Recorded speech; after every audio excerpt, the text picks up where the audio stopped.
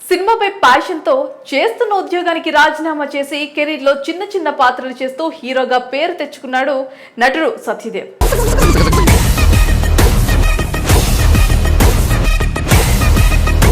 Megastar Chiranjeevi చేత శబాష్ అనిపించేలా స్వయంగా తన సినిమా గాడ్ ఫాదర్ లో విలన్ పాత్రలో ఛాన్స్ కొట్టేసి అద్భుతంగా మెప్పించాడు. కాగా మంచి పరికత్వం కలిగిన నటుడే అయిన హీరోగా సత్యదేవ్ కు సరైన హిట్ పడలేదు. దీంతో ఈసారి మళ్ళీ తన ఫామ్ ను కొనసాగించేందుకు కథ బలం ఉన్న కథను ఎంచుకొని జీబ్రాతో ప్రేక్షకుల ముందుకు ఈ శుక్రవారం వచ్చారు.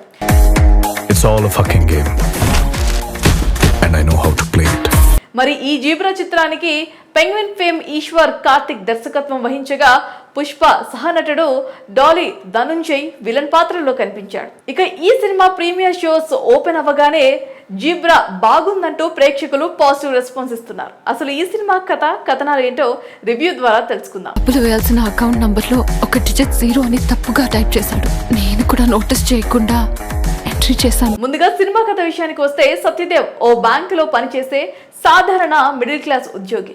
వేరే బ్యాంకుల్లో పనిచేసే ప్రియా భవానీ శంకర్ ని ప్రేమిస్తూ ఉంటాడు. హీరోయిన్ ఓ రోజు తప్పుడు అకౌంట్ లోకి డబ్బులు ట్రాన్స్ఫర్ చేస్తుంది. ఆ డబ్బులు పడిన వ్యక్తి వాటిని వాడేసుకు ఉంటాడు. మరి ఈ విషయంలో హీరోయిన్ కి సాయం చేసేందుకు హీరో ముందుకు వస్తాడు. బ్యాంకింగ్ సిస్టమ్స్ లో కొన్ని లొసుగులను వాడి ఆ సమస్య నుంచి బయటపడేయాలని చూస్తాడు. అయితే ఈ వ్యవహారంలో గ్యాంగ్స్టర్ ధనుంజయ్ తో సంబంధం ఉందని తెలుస్తోంది. చివరికి ఈ వ్యవహారం ఎంతవరకు వెళ్ళింది, ఈ సమస్య నుంచి హీరోయిన్లు ఎలా బయటపడ్డారు, బ్యాంకింగ్ వ్యవస్థ గురించి దర్శకుడు ఏం చెప్పాడు, ఇలాంటి విషయాలు తెలియాలంటే జీబ్రా థియేటర్స్ లో ఖచ్చితంగా చూడాల్సిందే.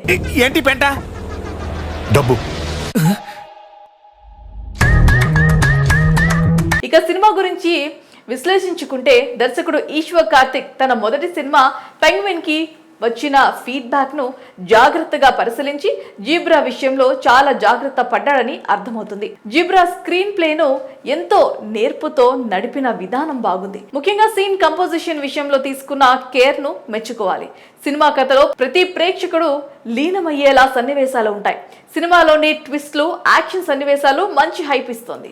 ఇక పాత్రధారుల విషయానికి వస్తే హీరో సత్యదేవ్ బ్లఫ్ మాస్టర్ తర్వాత అద్భుత నటనను కనబరిచారు. కథకు తగ్గట్టుగా ఏమాత్రం తగ్గకుండా పర్ఫార్మెన్స్ చేశారు.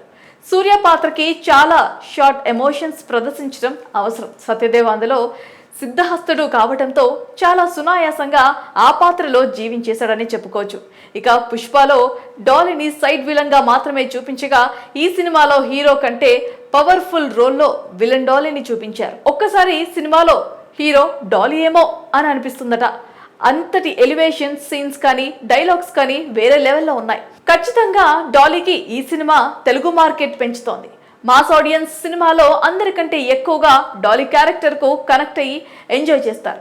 కమెడియన్ సత్యదేవ్ ఎప్పటిలాగే తనదైన కామెడీ టైమింగ్ తో మరోసారి హైలైట్ అవ్వడమే కాక సినిమాకి ప్లస్ పాయింట్ గా కూడా నిలిచారు.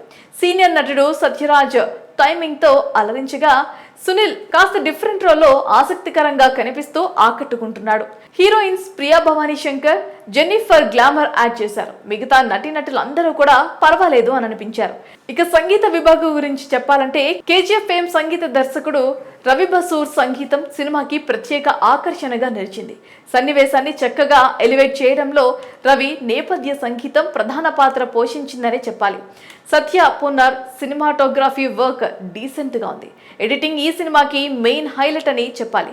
సినిమాలో విభిన్నమైన కథలు కనిపిస్తూ ఉంటాయి. వాటిని చక్కగా పేర్చడంలో ఎడిటర్ సక్సెస్ అయ్యాడు. ఆర్ట్ డిపార్ట్మెంట్ ను ప్రత్యేకంగా మెచ్చుకోవాలి. నిర్మాణ విలువలు బాగున్నాయి. మొత్తంగా బ్యాక్ నేపథ్యంలో సాగే ఈ కథగా సత్యదేవ్ ఈ చిత్రంలో హిట్ కొట్టాడని చెప్పొచ్చు. ఓవరాల్ గా suspense and twist action drama చూడాలనుకునే ప్రేక్షకులకు ఈ సినిమా బాగా నచ్చుతుందని చెప్పవచ్చు.